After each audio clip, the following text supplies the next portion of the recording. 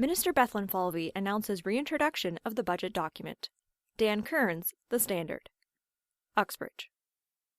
Uxbridge MPP and Ontario Finance Minister Peter Bethlenfalvy announced on Tuesday, August 9th, the Ontario government has reintroduced their 2022 budget document in the legislature. The document, also known as the Plan to Build Act, was first introduced prior to the Ontario election, but was not passed before the election was held.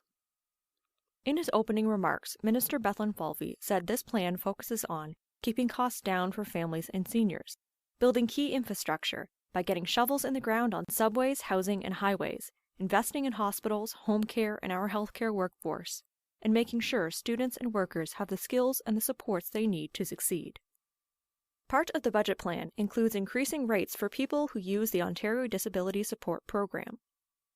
To help those who qualify for disability support, we are delivering on our commitment to increase the Ontario Disability Support Program, ODSP, rates by 5%, beginning in September of 2022, and adjusting future increases to ODSP rates based on inflation, Minister Bethlenfalvy announced.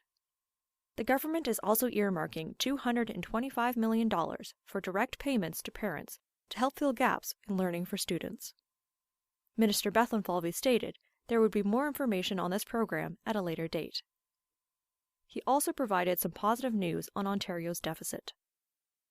We are now projecting an improved fiscal outlook since the 2022 budget, including a $1.1 billion improvement to the deficit projection for 2022 to 2023. Port Perry resident celebrates her 100th birthday. Dan Kearns, The Standard. Scugog. A Port Perry woman recently celebrated her 100th birthday.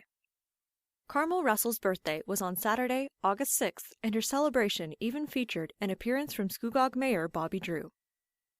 Pointing to an array of birthday cards she received, Ms. Russell described her birthday party as super, and noted she believed all the residents in her building came to visit her. When asked for any tips on how to live a good long life, Ms. Russell has one piece of advice. Live it as it comes, she said. Ms. Russell has 3 children, 9 grandchildren, and 9 great-grandchildren. Her daughter, Anne, has some positive memories of her family's travels. My father was good with wanting to go different places, and my mom would find different places to visit. We did come from Ireland when we were young, and my father was transferred from Quebec to here when his company moved to Ontario. She also described what it was like growing up with her mother. She's always been there. That hasn't been an issue. We've learnt different traditions from her, being Irish, and my father being English. Respect and helping others was the main thing she stressed, and to take care of what you have. The Port Perry community reminds Ms. Russell of her home country of Ireland. When I came here, you walk along the street, and everybody smiles at you or says hi to you. It was like Dublin, like my Irish home, she explained. St. Pauls Anglican Green Team, giving back to the community. Jeffrey Carpenter, The Standard. I'm honored to be part of the leadership team at St. Paul's Anglican Church in Uxbridge. Life is complicated, and when some form of relief can be found in individual ways, the peace it brings can be profound. I know prayer and community bring the parishioners of St. Paul's together, but that same community does much more.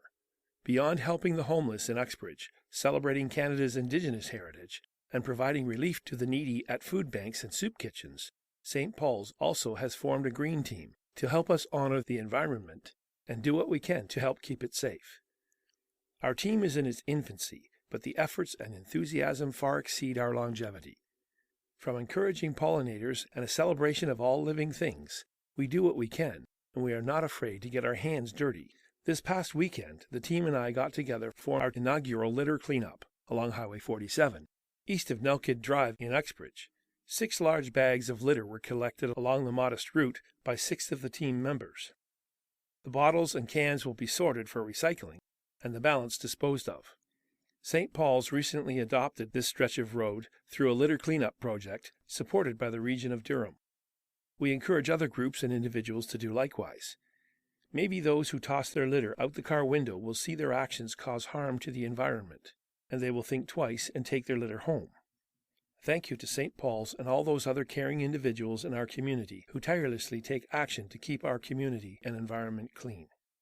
Jeff Carpenter is a published author, expedition guide, and environmental consultant.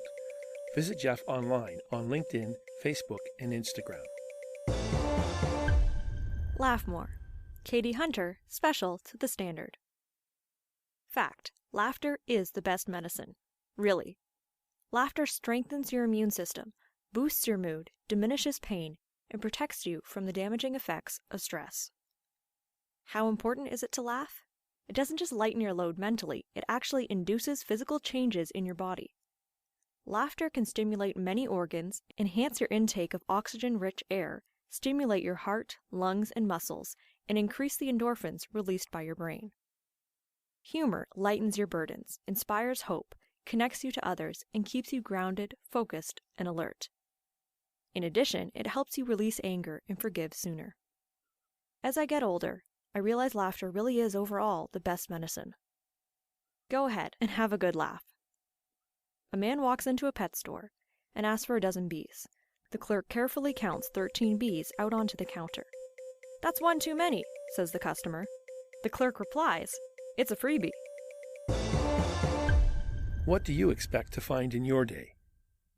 When you wake up each morning, what is it that preoccupies your thoughts? Does the business of yesterday sweep back in, flooding you with unresolved issues which never seem to let go? Or maybe today's concerns of how to face those difficult people, like your coworker or boss, or even your spouse or children, trouble you? Or is it the demands of a project whose deadline is closing in? Some may wrestle with those dreams and goals which have eluded them, and how the path to get there has faded, seemingly overgrown with the weeds of feelings of inadequacy through time. Well, I just want to say, we need to get off the hamster wheel. If your day starts with concern, there are things you can do to dispense with the emotional burden. Going for an early walk, with plenty of time to spare, is an amazing way to release your thoughts and allow room for nature and the quiet waking of the day to meet you. But remember, here, there would be a need to change your routine to accommodate this. The investment in gathering peace through nature around can far outweigh whatever is shifted as a priority to give this room. Have you ever taken a walk or been camping and felt the presence so much it was almost a new kind of loud? It's interesting how this kind of loud is amazingly comfortable, unlike the loud we experience in our busy day. That's because this presence is filled with the essence of stillness, the nature of peace, a kind of quiet which comes from harmony. It is the voice of God. When the loon's mellow call drifts out across the water, or the little birds peep or sing lyrically as they sway on the reeds in the marsh, even when the wind blows through the trees with a gentle shh, or the water laps on the shore, all of this is a singing forth of the praises of God the Creator. It is a celebration each day, all day, by the ones created, of the way things have been orchestrated. In Psalm 66:4 it says, "All the earth shall worship you, and sing praises to you. They shall sing praises to your name, Selah." That's in the New King James Version. Selah is a Hebrew word, meaning pause and think on that. In other words, spend the time to reflect or meditate on this truth. God makes himself available to all of us, but he remains only around us and is mostly ignored because of our preoccupations. However, those who ask him into their hearts have found this peace, this quiet, now residing on the inside and not just in the surroundings. If we would but open to Christ and ask him to enter our lives, he can dwell there.